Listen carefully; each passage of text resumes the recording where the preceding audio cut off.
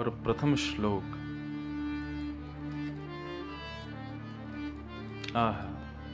श्रीमद् भागवत में 18,000 श्लोक हैं। कितने श्लोक हैं? और उन 18,000 में सबसे कठिन श्लोक है भागवत का पहला श्लोक। और श्रीमद् भागवत का पहला श्लोक क्या कहता है? अद्भुत।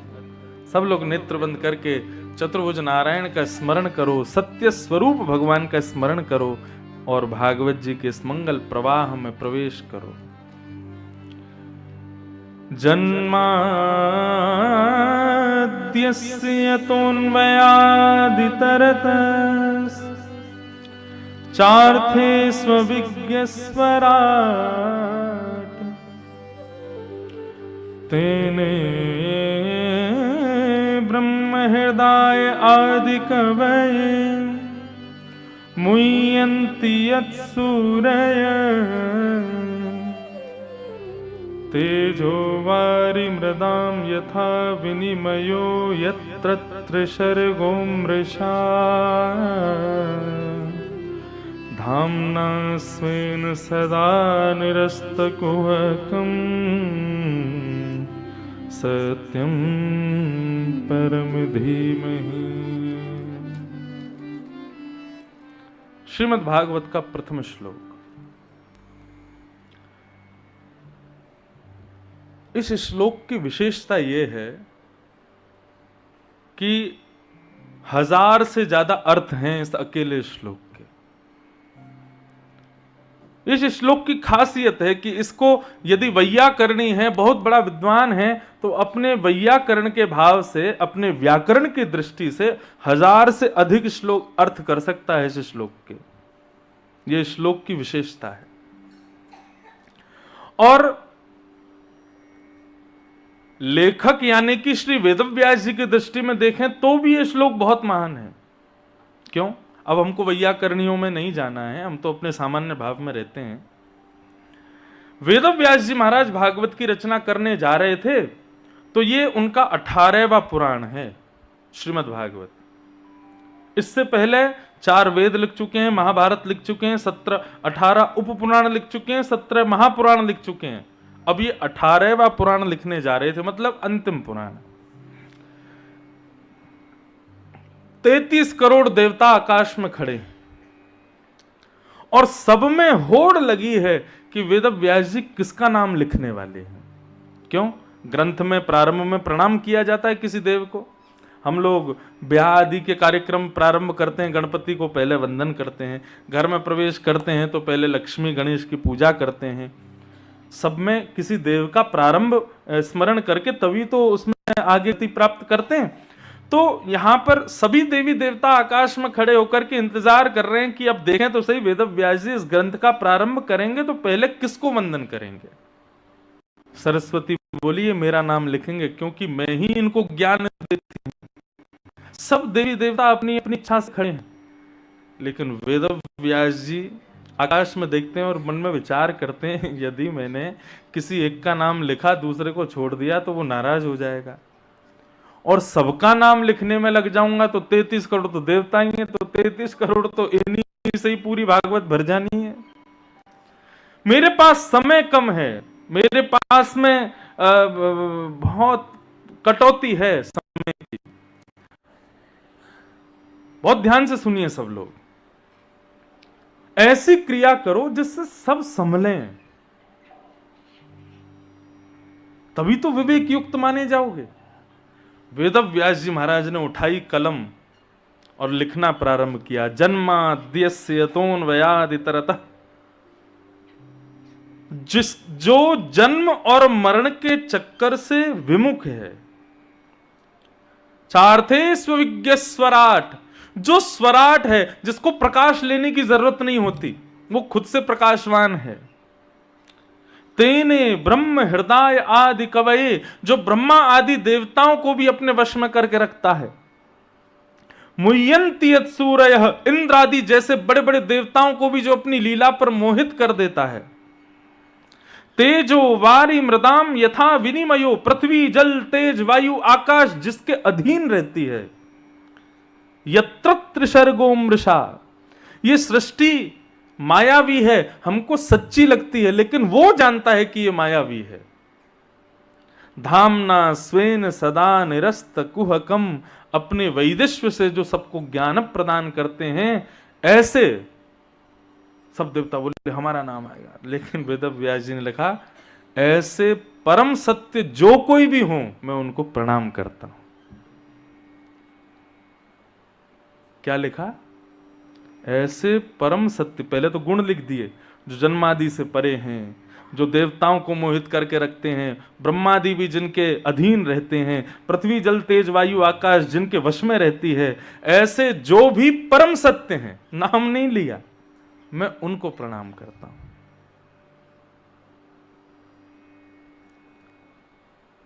अब देवताओं की स्थिति है, ना तो हंस रहे ना उदास हो रहे। यार इन्होंने प्रणाम किसको किया? बोले परम सत्य जो हो मैं उसको प्रणाम करता हूं। अब तुम डिसाइड करते रहो कि परम सत्य कौन है तुम में, पर यहां मैंने उसको वंदन किया जो परम सत्य है।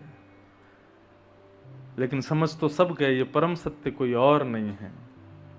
ये परम सत्य साक्षात जगदीश्वर, साक्षात जगत नियंता जगदाधार, साक्षात शंख चक्र गदा पद्मधारी श्रीमन नारायण श्री कृष्ण ही परम सत्य है। मैं उनको वंदन करता हूं। कहने का भाव यह है कि बुद्धि ऐसी होनी चाहिए, क्रियाएं हमारी ऐसी होनी चाहिए जिससे कोई निराश भी ना हो, हताश भी ना हो और सबका हित भी हो जाए। तभी तो वो व्यास कहलाते हैं। नमोस्तुते व्यास विशाल बुद्धे, व्यास जी के लिए कहा जाता है उनकी बुद्धि को हम प्रणाम करते हैं। कितनी विशिष्ट बुद्धि है उनकी। गोस्वामी तुलसीदास जी महाराज की आप मानस उठा के देखेंगे ना, तो जब प्रारंभ होता है तो स्तुति प्रकरण बहुत बड़ा, उसमें मैं देवताओं को प्रणाम करता हूं, मैं खलों को प्रणाम करता हूं, मैं धरती को प्रणाम करता हूं, मैं वायु को प्रणाम करता हूं, मैं सबको प्रणाम करता हूं। प्रणाम प्रणाम का प्रसंग ही इतना बड़ा है, पूरा आधा समय तो प्रणाम में ही निकलता है। मेरा उनसे कोई वो बात नहीं समझना कि ये मानस की निंदा कर रहे, नहीं, उनकी भाव बड़े अद्भुत हैं। लेकिन व्यास तो वेद व्यास जी तो ऐसा शब्द लिखा है सत्यम परम धीमहि कि उनके एक ही शब्द में सबको प्रणाम हो गया। अपने आप को सत्य कौन नहीं मानता? हम लोग यहां बैठे हैं, हम क्या खुद को सत्य नहीं मानते, खुद को मिथ्या मानते हैं? नहीं, हम भी अपने आप को सत्य मानते हैं। एक प्रकार से हमको भी प्रणाम है। पृथ्वी सत्य मानती है स्वयं को, वो पृथ्वी भी प्रणाम है। वायु आकाश धरती जल सबको प्रणाम कर दिया एक ही भाव में। अब ये तो रहा एक पक्ष। अब दूसरा पक्ष, ये परम सत्य को मैं प्रणाम करता हूं। ये परम सत्य कौन है? परम सत्य भगवान नहीं है, परम सत्य ठाकुर जी का नाम है। नाम और नामी दोनों में अंतर होता है। अंतर मतलब है तो दोनों एक ही, लेकिन अंतर यह होता है कि कई जगह नामी को उपस्थित होने की जरूरत नहीं, उसके नाम से ही काम हो जाता है। एमएलए एमपी प्रधानमंत्री आदि, इनसे अगर संबंध है तो आपको बार बार एमएलए को संग लेके जाने की जरूरत नहीं है। कोई कहीं रोक दे पुलिस वाला तो उससे तुरंत बोल दो वो है ना वहां के एमएलए, बोले हाँ हमारे फूफा जी लगते हैं। तो नाम बहुत बड़े काम करता है। ठीक वैसे ही कलिकाल में, इस कलयुग में ठाकुर जी का यदि मूर्त रूप देखना हो तो भगवान का नाम ही ठाकुर जी का स्वरूप है। प्रहलाद जी को जब अनंत प्रयास करके मारना चाहा हिरण्यकश्यप ने, ऊपर आकाश से फेंक दिया, विष पिला दिया, जहरीले सर्पीले उनसे सर्पों से डसवा दिया, भयंकर पागल हाथियों के बीच में कुचलवाने का प्रयास किया, होलिका के साथ में चिता में बैठा दिया, लेकिन प्रहलाद जी की कहीं भी मृत्यु नहीं हुई। तब प्रहलाद जी से हिरण्यकश्यप पूछता है, प्रहलाद तेरा हरि तो आता नहीं है, तेरा वो नारायण तो दिखाई देता नहीं, तो बच कैसे जाता है तू? तेरी रक्षा कौन करता है? प्रहलाद जी मुस्कुरा के कहते हैं, पिताजी दंता गजानां कुलिशाग्रनिष्ठुर शीर्णायते ते नवलं ममैतत् महाविपत्ताप विनाशनोऽयं जनार्दनानुस्मरणानुभाव। बहुत ऊंची बात कहते हैं प्रहलाद जी महाराज। कहते हैं पिताजी, बड़े बड़े हाथियों के बीच में भी मैं स्वयं बच कर के आ गया, वो मेरा कुछ नहीं बिगाड़ पाए। विशाल पहाड़ से आपने मुझे नीचे फेंक दिया, फिर भी मैं बच गया। मुझे विष पिला दिया, फिर भी मैं बच गया। होलिका बुआ के साथ में आप लोगों ने मुझे चिता में जलाने का प्रयास किया, मैं वहां भी बच गया। नवलम ममई तद, ये मेरा बल नहीं है। और जैसा कि आपने कहा वो हरि प्रकट नहीं हुआ, उन हरि का प्रकट होना भी जरूरी नहीं है, तो फिर तेरी रक्षा कौन करता है? बोले महाविपत्ताप विनाशनोयम जनार्दनानुस्मरणानुभाव। बोले बड़ी बड़ी विपत्तियों को विनाश करने वाले वो हरि परमात्मा जनार्दन, केवल और केवल उनका नाम कवच है मेरे पास। पिताजी विचार करो, जिनका नाम मेरी इतनी रक्षा कर सकता है, यदि किसी दिन वो हरि प्रकट हो गए तो कैसी रक्षा होगी। आज आप लोग यहां बैठे हो, कथा श्रवण कर रहे हो, अपने दफ्तरों से, अपने फैक्ट्रियों से, अपने कारोबार से सबसे छुट्टी लेके बैठे हो। क्यों? आपने भगवान को तो कभी देखा नहीं। हम लोग बचपन से लेकर के अपने पूरे जीवन पर्यंत ठाकुर जी की कथा सुनते हैं, वृंदावन जाते हैं, आदि आदि ये सब क्रियाएं करते हैं, परंतु इस क्रिया में लगाने वाली सबसे पहली वस्तु क्या है? भगवान का नाम। हम केवल नाम के आश्रित तो हैं। 7 दिन भी इन कथाओं में केवल नाम की ही महिमा सुनेंगे और कहेंगे भी क्या? बोले क्या करना भैया? राम नाम जपो, कृष्ण नाम जपो, महामंत्र जपो, गुरु मंत्र जपो, नाम जपो बस। तुलसीदास जी कहते हैं हनुमान चालीसा में, भूत पिशाच निकट नहीं आवे, महावीर जब काय को। नाम से भग जाएगा। नाम में प्रभाव है, नाम योग्य है, नाम श्रेष्ठ है। अजामिल की कथा भागवत में आती है, जीवन भर उसने पाप किया, दुष्कर्म किया, लेकिन अंत काल में जब उसको यम के दूत लेने के लिए आए, तब अपने पुत्र को बुलाया, नारायण बचाओ, नारायण मुझे बचाओ, नारायण मुझे बचाओ। तो यम के दूतों को मारने के लिए ब्रह्मदूत प्रकट हो गए। बोले छोड़ो इसको। बोले क्यों? ये पापी है। बोले पापी नहीं है, देख नहीं रहे हो भगवान का नाम गा रहा है। बोले भगवान का नाम नहीं गा रहा, वो अपने पुत्र को बुला रहा है। बोले अरे पुत्र का नाम नारायण थोड़ी है, वो तो रखा है, लेकिन मूल नाम नारायण तो परमात्मा का है ना। अरे महाराज आपको उसकी लिस्ट दिखाएं? वैश्यागमन किया, चोरी करी, डकैती करी, इतने गलत गलत काम किए। बोले कुछ भी किया हो, अंत काल में भगवत नाम गा रहा है, इसलिए अब ये वैकुंठ का अधिकारी है।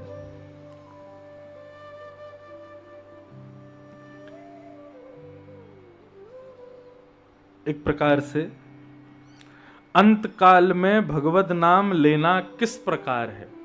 अंत काल में यदि मुख से भगवत नाम आ जाए तो इसका परिणाम कैसा है कि बालक पूरी साल भर तो पढ़ा नहीं, साल भर उसने स्कूल में पढ़ाई की नहीं, जैसे ही फाइनल एग्जाम आए सोई क्या हुआ, उसकी माताजी ही स्कूल की प्रिंसिपल बन गई। तो क्या होगा? फिर तो पास हो ही जाना है जब प्रिंसिपल ही मैया है। तो ठीक वैसे ही भैया जीवन भर तो नाम जपा नहीं, लेकिन अंत काल में यदि भगवत नाम आ जाए तो आपका अंत काल में भगवत नाम गाने का प्रभाव ये होगा कि जीवन भर के बड़े से बड़े पाप ध्वस्त हो जाएंगे। वो अंत काल का भगवत नाम स्मरण रहेगा। लेकिन एक विडंबना बताऊं, आश्चर्य की बात, कितना भी प्रयास कर लेना, जब अंत काल आएगा ना तब सब याद आ जाएंगे, लेकिन हरि याद नहीं आएंगे। उस समय भगवत नाम याद नहीं आएगा। जन्म जन्म मुनि जतन कराही, अंत काल कही आवत नाही। जब अंत काल समीप आएगा ना तब भगवत नाम स्मरण में नहीं आता। वो तो अजामिल पर कृपा हो गई, संतों की आज्ञा हो गई, इसलिए अजामिल बच गया। लेकिन ये असंभव जैसा है कि अंत काल में भगवत नाम याद आ जाए। इसलिए हमारे वैदिक शास्त्रों ने, हमारे गुरुजनों ने कहा कि भैया अंतकाल का कोई पता नहीं है, इसलिए अभी से ही भजन करो, अभी से ही नाम जपो, अभी से ही खूब कथाएं सुनो, अभी से जितना हो सके माला फेरते रहो, ठाकुर जी का नाम गाते रहो। अच्छा, एक बात और, भले ही आपने जीवन भर नाम जपा हो, भले ही आपने जीवन भर खूब भजन किया हो, लेकिन अंतिम समय में यदि आपने नाम जप नहीं किया तो भी कल्याण में बड़ी दुविधा पड़ सकती है, ऐसा शास्त्रों का कहना है।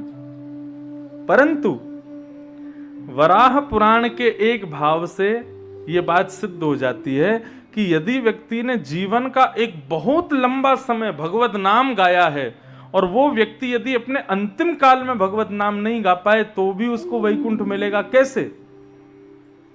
ठाकुर जी कहते हैं, जो व्यक्ति मेरा नाम स्मरण करता है, जो व्यक्ति मेरा निरंतर नाम गाता है और गाते गाते गाते गाते अपने जीवन का एक लंबा समय व्यतीत कर देता है, लेकिन किसी कारणवश वो अंतिम काल में मेरा नाम गाने योग्य नहीं बचा, जैसे कि पैरालाइसिस हो गए, एक्सीडेंट हो गया, फ्लाइट क्रैश हो गया, कोई और चीज हो गई, कहीं घटना में उसके प्राण निकल गए।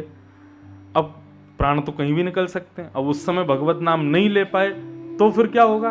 तो भगवान कहते हैं, जो व्यक्ति मेरा निरंतर नाम गाता है और यदि वो अंतिम काल में किसी कारणवश मेरा नाम नहीं गा पाए तो उसको घबराने की जरूरत नहीं है। उसके पूर्ववर्ती नामों का स्मरण का प्रभाव ये होगा कि उसके अंतिम काल में मैं उसका स्मरण कर लूंगा।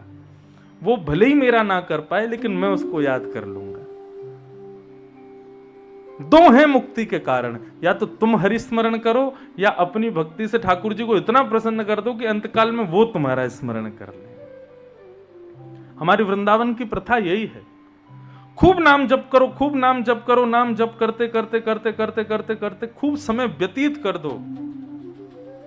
माला की फिर एक जरूरत खत्म हो जाए, बिना माला के ही नाम जप चलने लग जाए, ऐसी स्थिति जब आ जाएगी ना, तब आपको घबराने की अब जरूरत नहीं है। क्यों? मेरा सुमिरन हरि करे, मैं पावा विश्राम।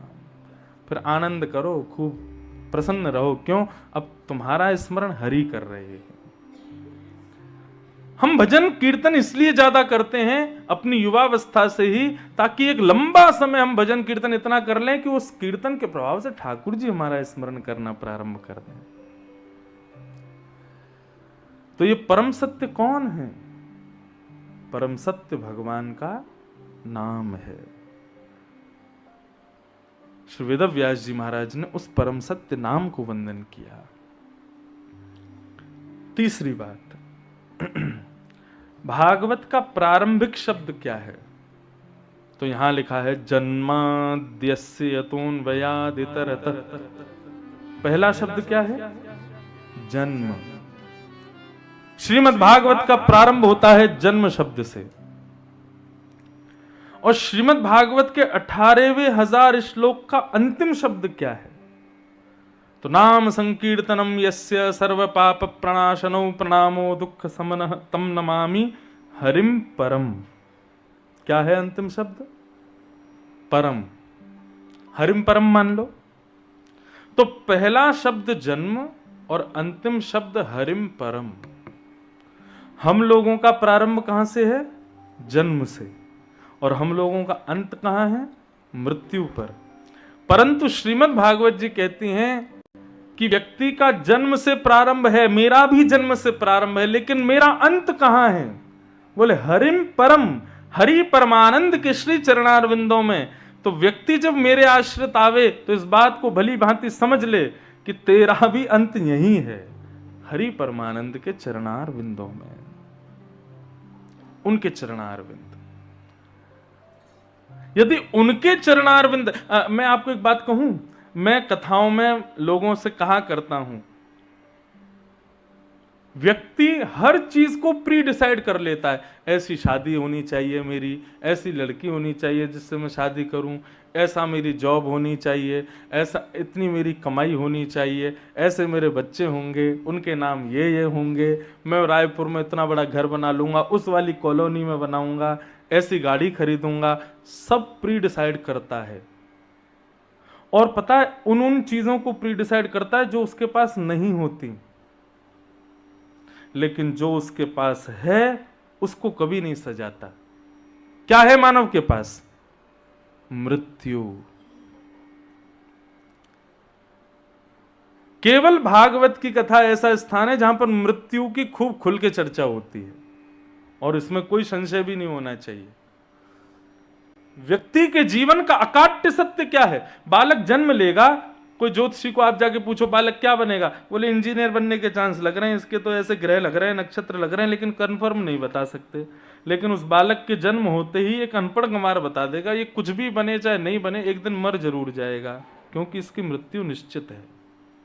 परम सत्य क्या है हमारे जीवन का? मृत्यु।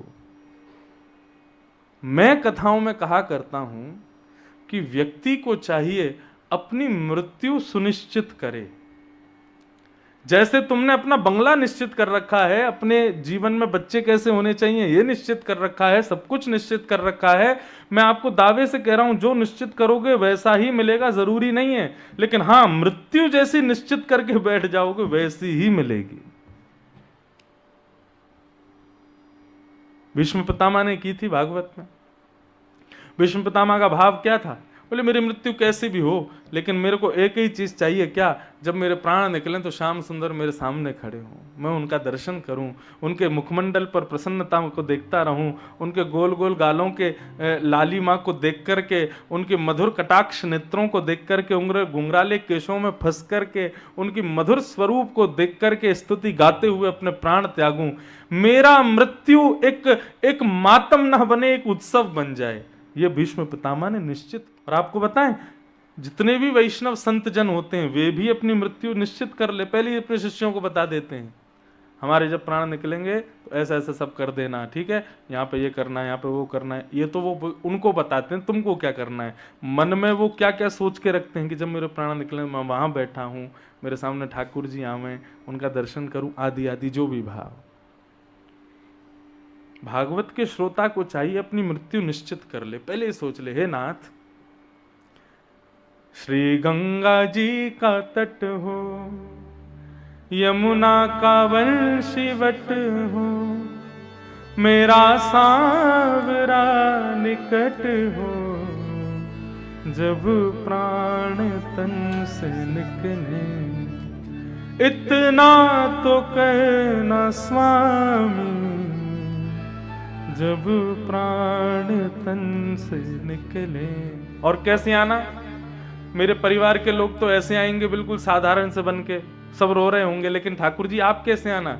पीतांबरी कसी हो, मुखड़े पे कुछ हंसी हो, सुंदर बन के आना, सज धज के आना। बंधुओं, कथा सुनने के बाद में ना मृत्यु मृत्यु ना रह जाए, मृत्यु का रूप बदल जाए, मृत्यु का स्वरूप बदल जाए। 7 दिन की कथा हो गई, कल पहला दिन, कल जिन जिन लोगों ने पूरी कथा सुनी ना उनका एक फेरा हो गया ठाकुर जी से, आज दूसरा फेरा चल रहा है, कल तीसरा, 7वें दिन कितने फेरे हो जाएंगे? है गयो ब्याह? ब्याह तो सबके हो गए, लेकिन ब्याह के बाद तो बहू जानी चाहिए पति के साथ। लेकिन हम लोग भारतीय हैं ना, हमारे यहाँ गौने की परंपरा है, तो क्या होगा? ठाकुर जी 7 दिन बाद तो चले जाएंगे, तुमको कह के जाएंगे अभी अभी मायके रहो, कुछ देर थोड़े अभी भजन मेरा स्मरण करो और थोड़े परिपक्व हो जाओ, गौना होगा। गौना कब होगा? मृत्यु ही गौना है। 4 घर के लोग पालकी में लेके जाएंगे, चिता रूपी विमान में बैठा देंगे, गुड बाय कर देंगे, चले जाना प्रियतम के देश। कथा सुनने के बाद भी मृत्यु मृत्यु है, उसका भय बना हुआ है, तो आपने कथा सुनी ही नहीं है। श्रीमद् भागवत का मुख्य उद्देश्य है कि व्यक्ति के हृदय से मृत्यु का भय निकल जाए। ठाकुर जी से कहना, नाथ आप ऐसे, घर के लोग रोएंगे, उनको रोने देना, जीवन भर मेरे से मोह इतना कर लिया, रोएंगे ही फिर तो, लेकिन आप कैसे आना? पीतांबरी कैसी हो, मुखड़े पे एक हंसी हो, छवि मन में ये बसी हो, जब प्राण तन से निकले। हे नाथ जल्दी आना, मुझे जीवन भर कुछ मत देना नाथ, सुख देना, दुख देना, विपत्ति देना, सब सहूंगा मैं, लेकिन मेरी एक बात आप मान लीजिए, जब मेरे प्राण निकल रहे हो ना, उस समय भूल मत जाना कि मैं जा रहा हूं, उस समय आ जाना। हे नाथ जल्दी आना, नाथ भूल जाना, अकेले मत आना, श्री राधे को साथ लाना, प्यारी श्यामा को साथ लाना, जब प्राण तन से निकले। ये स्थिति बने हमारी।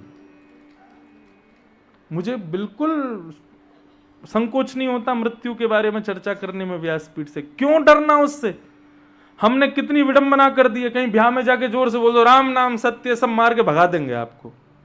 ए भाई क्या अशुभ बोल रहे हो, हमारी बेटी का ब्याह हो रहा है, तुम बोल रहे हो राम नाम सत्य, तो भैया क्या असत्य है?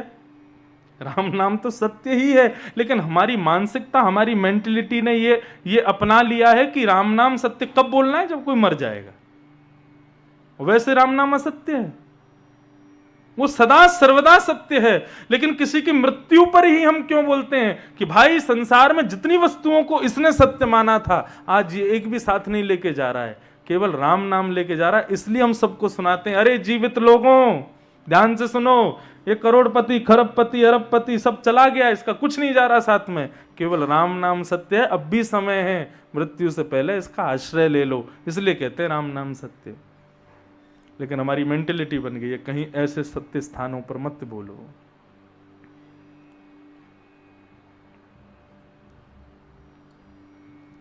मृत्यु सुनिश्चित कर लो, बढ़िया से सोच लो, हे नाथ हम ना देखो जीवन में जैसे भी जिए ठीक है, सुख दुख मिले वो सब आप दे देना जो मेरे लिए उचित हो, लेकिन मेरा बस ये है कि श्रीधाम वृंदावन में और चीर घाट पर मैं बैठा हूँ, बढ़िया तन पर ब्रजरज लगी हो, यमुना जी कलकल करके बह रही हूँ, तभी राधा रमन जी का दर्शन करके आया हूँ, बिहारी जी का इत्र लगा है, गले में कंठी मालाएं पहनी हैं, राधा वल्लभ जी की माला प्रसादी पहनी है, संतों का आशीर्वाद लेकर के पूरे दिन सब वृंदावन को प्रणाम करके यमुना जल के समीप बैठ करके आप दोनों युगल स्वरूप का दर्शन करते करते मेरे प्राण निकल जाएं, हे नाथ ऐसी मृत्यु दे देना। क्यों? क्योंकि वो सत्य है, वो आनी ही है एक दिन, तो क्यों ना उसके लिए डिसाइड कर लो पहले से ही कि वो तो पैसा मिलेगा नहीं मिलेगा, ब्याह होगा नहीं होगा, बच्चे अच्छे होंगे नहीं होंगे, कुछ नहीं पता, लेकिन हाँ मृत्यु तो होनी है मेरी। उसकी अर्जी लगाओ ना ठाकुर जी से कि उसको सुखद बना दो नाथ, उसको सवार दो बस। इसलिए भागवत कहती हैं जन्म से मेरा प्रारंभ और हरि परमानंद के चरणों में मेरी विश्रांति। हमारा भी यही हो, मृत्यु मृत्यु ना हो जाए, हमारे प्रियतम परमेश्वर का बुलावा हो जाए, हमारा गौना है मृत्यु, ऐसी धारणा हमारे हृदय में हो जाए। अब आप देखना, आज तक मृत्यु की बातों से डरते होंगे, लेकिन अब हंसोगे। यही तो बात है श्रीमद् भागवत में, जहां मृत्यु का भय निकल जाए हृदय से। सत्यम परम धीमहि के भाव से मैं भगवान के उस परम सत्य नाम का ध्यान धरता हूं, प्रणाम करता हूं। वेद व्यास जी ने भगवान के नाम को प्रणाम किया, परम सत्य को प्रणाम किया।